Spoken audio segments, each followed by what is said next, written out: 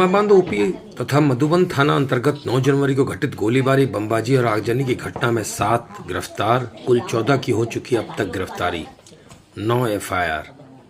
Dharmabad OP तथा मधुबन थाना अंतर्गत 9 जनवरी को घटित गोलीबारी, बमबाजी और आगजनी की घटना में संलिप्त 7 और अभियुक्तों को गिरफ्तार करने में धनबाद पुलिस को सफलता मिली है। गिरफ्तार अभियुक्तों में मुख्य अभियुक्त कारू यादव का भाई वीरेंद्र यादव उर्फ बिल्लू भी शामिल है। 6 की गिरफ्तारी बोकारो एवं अभियुक्त धनबाद से गिरफ्तार हुआ है।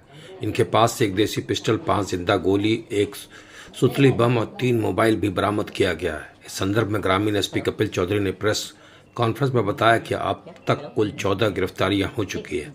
अलग अलग कुल 9 एफआईआर दर्ज हुए हैं और 100 से ज्यादा नामजद अभियुक्त हैं। इस मामले में पुलिस की कार्रवाई लगातार जारी है, ताबड़तोड़ छापेमारी चल रही है।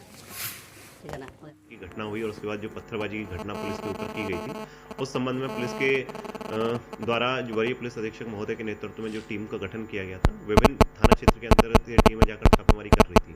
इस छापामारी के दौरान पहले भी कई अभियुक्तों को गिरफ्तार कर जेल भेजा जा चुका था। आज दिनांक 15/1/2025 को भी ऐसे ही इन केस के मामले में अभी 7 अभियुक्तों को टोटल गिरफ्तार करके जेल भेजे जा रहे हैं, जिसमें मुख्य रूप से कारू यादव के भाई वीरेंद्र यादव की गिरफ्तारी हुई है और इनके निशानदेही पर एक दूसरे अभियुक्त जो कि लखन यादव, राम लखन महतो की गिरफ्तारी हुई है। जब इन लोगों से इस घटना के संबंध में पूछताछ की गई, इनके द्वारा कांड में अपनी संलिप्तता को स्वीकार किया गया। इसके पश्चात जब इनके कन्फेशन के आधार पर इनके द्वारा ये स्वीकार किया गया कि इनके द्वारा बम और गोली का यूज भी किया जा रहा था और इनके पास बम और गोली अभी भी मौजूद है। तो इनके कन्फेशन के आधार पर कारू यादव का जो मॉल जहां घटना घटित हुई है, उसमें एक दुकान जो कि रतन विश्वकर्मा के नाम से है, उस दुकान से एक 7.65 mm का देसी पिस्टल और 5 जिंदा कारतूस भी बरामद हुए। इस संबंध में एक अलग से आर्म्स एक्ट के अंतर्गत केस किया गया है और इनको फॉरवर्ड करके जेल भेजा गया है। सर, कारू यादव की गिरफ्तारी कहाँ से हुई है? कारू यादव के भाई की गिरफ्तारी जो हम पूछताछ के लिए उनको लेके आए थे, वो बोकारो से लेके आए हैं और इस संबंध में जिस घटना में संलिप्त अपराधियों को जिन लोगों ने शरण दी थी, उन शरण देने के आरोप में भी 2 लोगों को गिरफ्तार करके जेल भेजे जा रहे हैं। ये दोनों लोग रहने वाले बोकारो के थे, जिनके घर में इन लोगों को छुपा के रखा गया था। मूल रूप से जितने साथ हैं, कहाँ छापेमारी? ये छापेमारी मुख्य रूप से बोकारो से हुई है और कुछ अलग जगहों से छापेमारी हुई थी, लेकिन उसके पश्चात अभियुक्त यहाँ अपने धनबाद से गिरफ्तार हुए। इसके साथ में जो अन्य अभियुक्त हैं, ये लोगों की गिरफ्तारी कहाँ से हुई? सबकी धनबाद से हुई है। बोकारो से 4 लोगों की, 6 लोगों की गिरफ्तारी बोकारो कुल से 7 हुआ सर। 7 हुआ टोटल।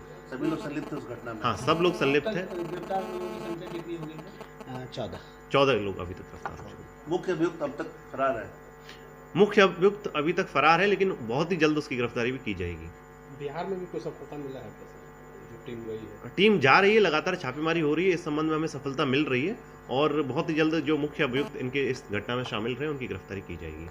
इस संबंध में हमारी टीम लगातार छापेमारी कर रही है, जैसे कि डीएसपी साहब के नेतृत्व में डीएसपी अरविंद, डीएसपी कांति, इंस्पेक्टर साहब लोग जो केस के आईयू हैं, सभी लोग दिन रात मेहनत करके इस केस में छापेमारी कर रहे हैं और अलग अलग स्टेट में जाके, जैसे यूपी, बिहार में भी जाके टीम के द्वारा छापेमारी की गई है, जिस संबंध में कुछ सफलता मिली। सर, अब तक कुल कितने एफआईआर दर्ज किए गए? अभी तक एफआईआर जो पिछले टाइम तक कितने हो गए? 7 कुल 9 एफआईआर अभी तक हो गए, जिसमें कि आर्म्स एक्ट का और एक एक्सप्लोसिव एक्ट, इसमें एक बम की भी बरामदगी हुई है। इस केस में जो घटना स्थल से उसकी दुकान से एक जिंदा बम भी बरामद हुआ है और कारतूस भी बरामद हुई है। इस नोटिस भी चिपकाया गया सर मधुबन थाना में, उसका क्या केस है? मधुबन थाना अंतर्गत 91 सीआरपीसी जो पहले का जो धारा होती थी, उसके अंतर्गत जो सीसीटीवी फुटेज प्राप्त करने के लिए हमारे द्वारा नोटिस चिपकाया गया था, लेकिन नोटिस का जवाब नहीं मिलने के बावजूद जो इनके बाद मजिस्ट्रेट की प्रतिनियुक्ति करा के हमने उनकी दुकान को तोड़कर उसका सीसीटीवी जब्त किया था। हिंसा यहाँ तो पहले भी एक वीडियो वायरल हो रहा है जिसमें कुछ लोग दिख रहे हैं, पुलिस के संज्ञान में ये अनुसंधान का विषय। अब तक कुल कितने लोगों पर नामजद प्राथमिकी दर्ज की गई है? ये 100 से अधिक लोग हैं जी। जो जमीन की नापी हो रही थी, अवैध संपत्ति की नापी हो रही थी, जो कोयलों के अवैध उठाव हो रहे थे, अब तक कितने उसमें कार्रवाई हुई है? कोयले का उठाव लगातार जारी है और जहाँ तक अवैध संपत्ति की बात है कि पुलिस के द्वारा लगातार उनकी जो प्रॉपर्टी है उसका किस तरीके से वो प्रॉपर्टी कमाई गई है उसका भी जांच की जा रही है। यदि वो संपत्ति अवैध सोर्स से कमाई हुई प्रतीत होती है या फिर उसका सोर्स हमें मिलता है, तो इस संबंध में उनकी फर्दर अग्रतर कार्रवाई कोर्ट के आदेश से उनकी जब्ती कुर्की भी की जाएगी। Thank you sir. ठीक है।